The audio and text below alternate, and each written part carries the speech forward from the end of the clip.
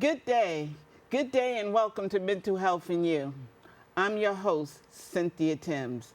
And thank you for being part of this experience, this great experience in mental wellness. Thank you so much. Now let's talk about the block where you live in. What does it look like? What does it look like? What does it feel like?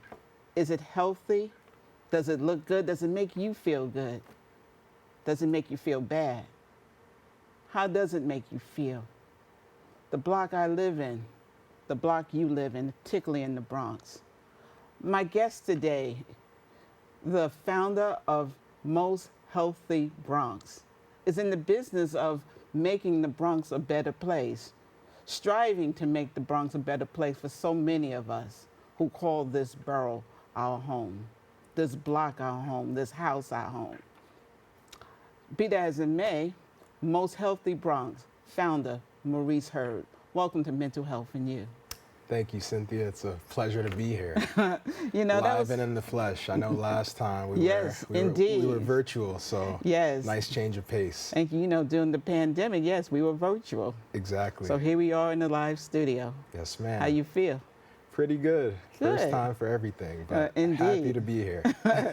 And happy to be talking on this subject, Most Healthy Bronx. Yes. What's that? So, Most Healthy Bronx, as you mentioned, COVID, that's when we were founded. I just kept hearing awful headlines about people in the Bronx being more likely to be hospitalized, people in the Bronx more likely to die. And, hearing these stories, they were just kind of missing the why piece of it. And it sort of made it feel like that it was the individuals who were at fault and not the environment and the system that we live in. So you started during the pandemic. What year are we talking about? 2020, 21? Yeah. So 2020, actually June 9th, 2020. So we are approaching our 5th year anniversary, and it's insane how quickly the time flies. And you're striving. What is your mission? Yeah, that's a great question. So, the statistics tell an awful narrative of the Bronx being, last place in the state of New York. Number 62 out of 62 counties. Exactly. So we're here to be aspirational and to change the narrative. And that still exists in 2020. I know as 2020, 2019, it was 62. Yeah, so... Is it still... I mean, when I was doing my research for the show, I was still getting, it had improved a lot, but is it still 62 as far as you know? Yeah, as far as I know, it is still 62. That makes no sense to me. Yeah. Considering all our resources here. It's a little tricky ranking, though. So this year, they actually switched the ranking to make it more, I guess, relative to how you've been in the past. And they sort of stopped making it like a competition between other counties because it's kind of a flawed system if you think about it, because if there's other counties also improving and then the Bronx is slightly improving, we still may just be lagging slightly behind these other people who are improving. So that's why they had to flip the rankings and change things up a bit. But this is actually going to be the last year of that system. We're referring to the county health county health rankings through the Robert Wood Johnson Foundation. And, that doesn't mean that our work stops. We still have to keep striving to, like you said, not make us 62nd. What does that work look like as contrast to 5 years ago, perhaps? Yeah, so, 5 years ago, I think people are now more aware of their health, and because COVID, right? COVID sort of made everybody they exposed a lot of disparities. Exactly. Yes. So, and then there's been a lot of growth, I would say. Community-led initiatives and infrastructure has been put in place. I remember when I was 13 years old, I wrote a letter to the YMCA CEO asking, I was like, hey, why is there only one YMCA in the Bronx? And that YMCA existed for like 70 years before. Where was it where was it located here? Yeah, so this one was by Zariga Avenue. Okay, I know there's a YWCA in Castle Hill. Yeah, And Castle Hill and Westchester Avenue. I believe that's where it's Yes, located. yes. But Yes. yeah, now we have two more. Okay. One in my part of the Bronx, the Northeast Bronx YMCA. So that came about in 2021. And then there was the La Central YMCA, which is located in the hub in the South Bronx. Right across the street from the 2022. right across the street from the Bronxnet Oh yeah. studio. Yes, on I believe. Nice. Yes. Nice. So go visit there, y'all. But until you do that, watch this show. Now, I called this show, Maurice, the block where I live on, Yeah. because this is personal to so many people. Yeah. Yes. What does that block look like, particularly in your neighborhood, Yeah. in the Bronx? Yeah. That's You know, and what does it feel like? You know, we call this show Mental Health in You because we talk about mental health, particularly in our community, how that has impacted us, Right. particularly, you know, during the pandemic and even before then. Your mental health impacts your physical health and vice versa. The lack of health care, proper health care, Yeah. the lack of affordable housing, you know, a nice place where you can buy your groceries, healthy groceries. Yeah. Just many, you have friends and your neighbors on the streets. You see them. They're striving, but there's some who are not. Yeah. And how does that make you feel on your block, Yeah. So in your house? You know what I'm saying? Yeah. So I wanted to call this show The Block I Live On because I wanted to make it personal. I want people to think about that block and what do you see Yeah. and why you think you see it, why you think it's there still. Yeah. How is Most Healthy Bronx? Talk about some of your initiatives and what you're striving to do for Most Healthy Bronx. You really did your research. Well. I must give you your credit for that. So as you alluded to, it's a comprehensive issue, right? So many parts go into your health, your physical health, your spiritual, mental, occupational, and, you know, financial health, right? Poverty is the biggest issue. I think 33% of Bronxites live at or below the poverty level. And so that impacts your ability to, you know, access certain things to improve your life and improve the health of your families as well. So what we try to do is to incorporate education. So this one initiative I recently started doing again is nutrition coaching. So I have a background in biology and exercise physiology. So this is just a huge passion area for me. It's educating people on what they can do on the individual level to improve their physical health. So, you know, I use a digital scale for people to get measurements on body fat, water percentage, and, you know, a lot of different things that have applications to diet and exercise. And I work with them, you know, multiple sessions for them to understand what they need to do to make those healthy changes. So we pretty much focus on health literacy and advocacy.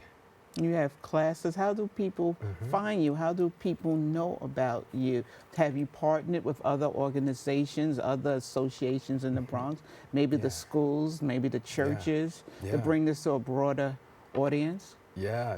You So know. you Talk hit about that. your partnerships, if any, Yeah. and what you're striving to do, and what did that even look like? Any barriers to that? Absolutely. Yeah. Absolutely. So community partnerships are huge. Yes.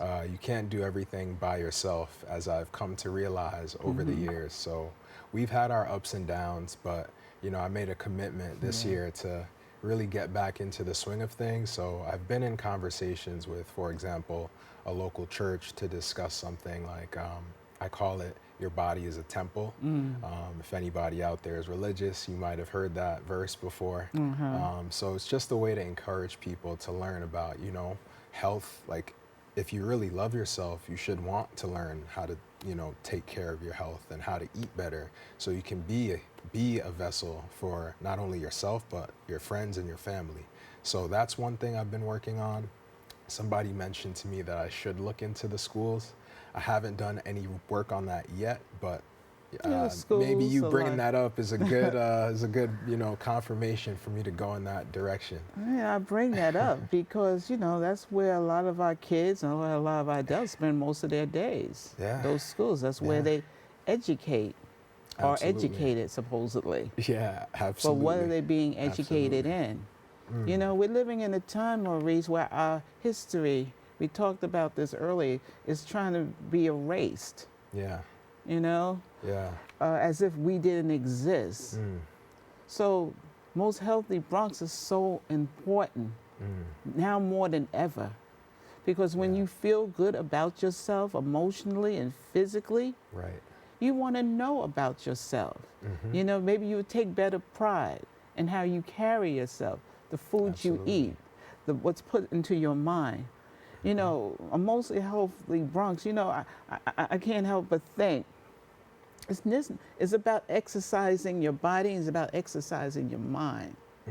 It's about exercising. You talked about that temple, that soul, your heart. Yeah. This is a holistic thing as I see it. Absolutely. Absolutely. So those associations, those affiliations, those partnerships, I wish you well because it's important. Yeah. And we have a mission. We have a goal. We have a task before us. Yeah. But I know that you are up to it.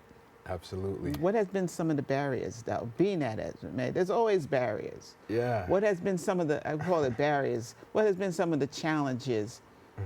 Some of us, I dare say, are stuck in our ways. The most healthy Bronx, we got a lot of stuff in our community. We got fast food this, we got fast that, we got social media.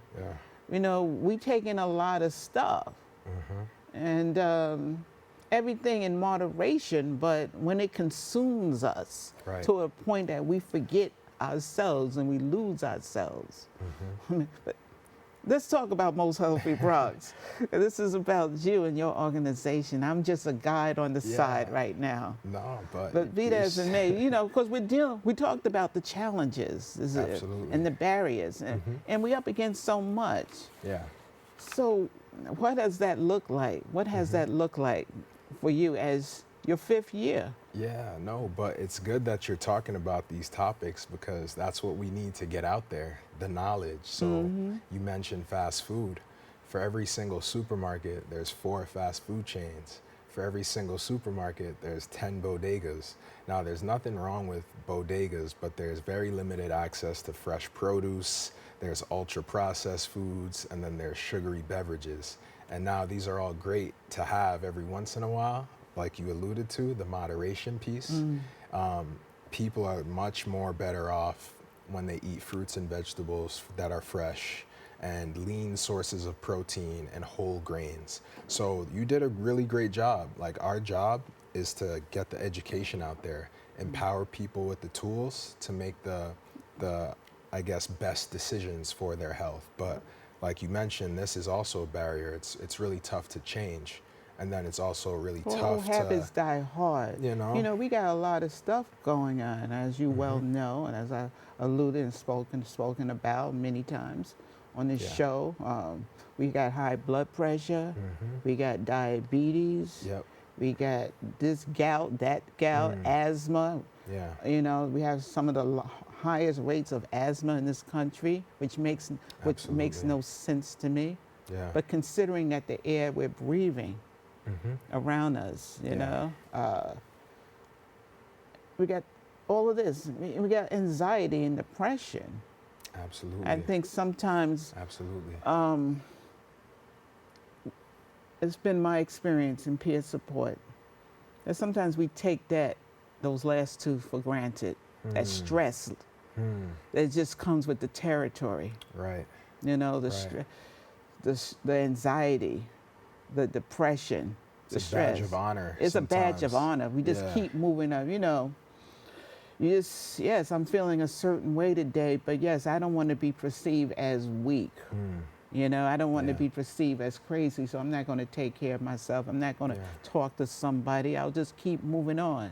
Right. You know, I don't Right. feel good today, but that's okay. I'll pray on it and keep moving on. And prayer, y'all, yo, that's part of our wellness. I'm not trying to say prayer. Don't pray. But pray and move your feet. It's an African proverb. Pray and move your feet. Move your feet towards a therapist. Right. Move your feet towards that support group. Right. You know, Right. call somebody up. That's about staying healthy. That's part of our health. You know, learning how to talk with each other and to each other, being more kind. Yeah. We're living in some stressful times, but I would be remiss that there's joy also. We talk about the joy on this show, Maurice. The joy Love in, that. Love that. you know, yes. Learning how to find our joy again, y'all. What does that look like? When we find our joy, it's like something opens up, you know? Where's that joy, you know, Maurice, in the exercise, in eating healthy, Yeah. you know? Yeah. Maybe we need like a healthy eating class. You talked about having sessions, you know? I see young kids in the park, you know, summer's coming up, you know, playing basketball, learning how to swim, that walking group, all of these. Yeah. Maybe a cooking class sometime, you know? Yeah. Maybe in the fall, mental health and healthy cooking. I'm just putting that out there. Maybe Healthy eating during Thanksgiving, during the holidays. Indeed. This is the 5th anniversary, huh? Yeah. You know, when I was preparing, I was also thinking about. We talked about it. You said you was having a little hard time answering the question. It was 5th also anniversary of George Floyd. Yeah. When you started this. Yeah. May 25th. You know, 5th anniversary of that. You're talking about our health. Absolutely. Seeing that killing on national TV, you know, it was triggering to so many of us. Yeah. Because we cannot talk about all of this if we're not going to also talk about those setbacks, the poverty in our community, the racism that is alive and well in so many ways. Yeah. You know, Yeah. when you're seeing images like that, it's triggering, as I said. Absolutely. Makes you think, you know, why bother? Yeah. Why bother? Because, you know, I'll be dead by 35 anyway. You know, my father died, you know, he was 40. My uncles, you know, I'm going to end up in prison. I'm going to end up dead. Why even bother, Maurice? Yeah. Why even bother to eat well? Why even bother to exercise? Why even bother to take care of myself? Yeah. What would you tell that skeptic, Yeah. you know, that we're living in a world like, you know, who don't even, we're living in a world when I go out, my house, it's courage just to walk the street because I don't even know when I'm going to come home at night. Right. It's something just to get up in the morning. Why even bother, Maurice? Yeah. So I ask, we're talking about this part of our health, our mental health, as well as our physical health. Absolutely. You know, what would you tell that skeptic, man, woman, child? Yeah. Why is this even worth it? You know, why is it even worth it? Got in you. the midst of everything? Got you. Yeah, I mean, those feelings are absolutely valid. That feeling of hopelessness can be awful at times, but, you know, us from the Bronx, we're a very tough, gritty, resilient people. Yes. So we have that fight in us. And, you know, sometimes it feels like things are out of our control, right? The world is really controlling the narrative. But if you take care of your health, this is your form of, you know, fighting back. This is your form of resistance. So if you follow a health plan, right, a nutrition plan, you're going to see changes and you're going to feel changes just biochemically that, you know, you're going to naturally feel better. Exercise releases endorphins, you know. In my field, we say exercise is medicine, and I truly believe that. I've experienced that myself, so I can only share how it's impacted me and then encourage others to, you know, give it a shot, give it a try. That's what we talk about in peer support. This is how it has impacted me. Maybe I can be an inspiration. And it goes back basically to the joy. There's that joy in all of this. Yes, there's cracks, there's holes, there's this and that and the other thing. There's depression, but guess what, y'all? We're a great people. There's a joy in everything that at the end of the road. There's a joy in the now, in the present. 100%. You know? And it is worth getting up in the morning. It is worth taking that shower. Yes, you got to take that medication. Yes, take that medication because that's part of your wellness. You know? And then letting the world know, yes, I'm going to go out anyway. Because as you said, going out, getting out that door is an act of resistance. It's an act of courage. And we're courageous people. We've been through so much. Absolutely. You know, we've been through so much, and we got so much more to give.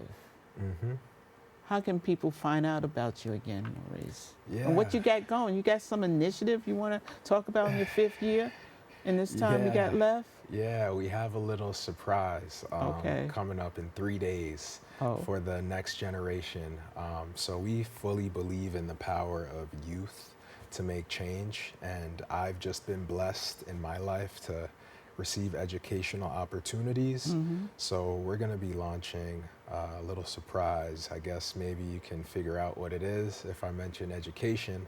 But it'll be a great opportunity for a couple of young Bronx How can they find out about this little surprise in a few days?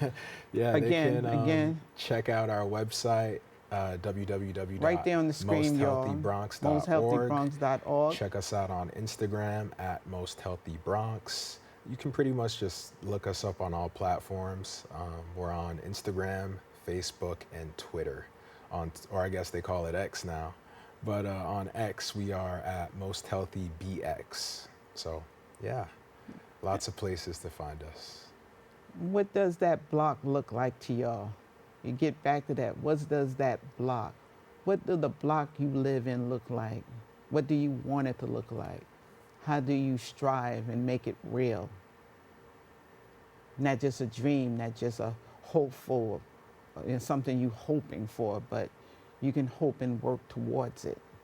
It's within our grasp. You know, one of my favorite sermons as we're about to come to a close, Maurice, is by the great preacher from Abyssinia Church back in the day called Adam Clayton Powell. He had this sermon called What's in Your Hand? It's one of my all-time favorite. What's in your hand, y'all? You may think that you have nothing, but you got something. Something that's going to make you healthy, something that's going to enrich your life besides watching Bronxnet. What's in your hand? I got a pen in my hand. I got a piece of paper. I got an idea. I got a poem in my heart. I got a play. What's in your hand, y'all? What's in your hand, Maurice? You got Most Healthy Bronx. You got a website, y'all, that y'all can go to and get some information. What's in your hand? What's in your hand? Some of y'all got a cell phone in your hand. It can be used for more things than social media. It can be used to call a friend in need. It can be used to reach out to somebody who you haven't spoken to in a while. What's in your hand, y'all? What's in your hand? You got a book. You got a bookshelf. What's in your hand? You got that library in the corner that you have on the end of the block maybe that you haven't been to in a while. Why don't you go and join? Why don't you take a class? maybe you may discover something. We're talking about a most healthy Bronx in its most holistic form. You can reach out to Maurice Hurd, Most Healthy Bronx, right? Yes, ma'am. What is it that you want us to know in this coming that maybe we haven't covered about Most Healthy Bronx? Yeah, so, you know, my background's in exercise, so Okay. I'd love to get more into park workouts. I do a lot of walks, maybe set up a walking group, continue giving back, you know, maybe do some coat drives in the future, turkey giveaways during Thanksgiving, gift giveaways during Christmas. Yeah. All that fun stuff that you see a lot of great people in the community already doing. You know, community fridges was one idea, but I see a lot of people doing community fridges, so maybe I'll shy away from that. But, you know, those traditional activities and then maybe some more innovative ones like the one we're gonna reveal in 3 days. Okay. Yeah. Okay. You know, I want to take this time to thank my guest again, Maurice Hurd from Most Healthy Bronx, for being a guest on Mental Health and You, being part of this ongoing, evolving experience in mental wellness, you know, because it's ongoing, it is experimental, but it's a great experiment. Yes, ma'am. Thank you for having me. I want to thank Bronxnet and the staff for giving us this platform. And I want to thank you. You know, I'm going to say it again. What's in your hand, folks? What's in your hand? What is it that you've been wanting to do that you haven't done? Who am I talking to out there? What's in your hand, but it's going to take you getting up, getting out. The world is waiting for your talents. Maurice is waiting for you to go on his website, hook up with him. Bronxnet is waiting for you. We're all waiting for you because you're a great and you're a mighty people. Don't ever forget that. Okay? So from Mental Health and You, I'm your host, Cynthia Timms. Beloved, go take care of yourself. Thank you so much. God bless. Until next time, be well. A man looks at his tablet. Most hiring algorithms would scream me A out. woman walks through a parking garage. Some bosses couldn't see me as a A leader. man types on a computer. I've run this place for 20 years, but I still need to prove that I'm more than what you see on paper. The paper ceiling, noun, the invisible barrier that comes at every turn for workers without a bachelor's degree. I've been running code as long as I've been able to reach a keyboard.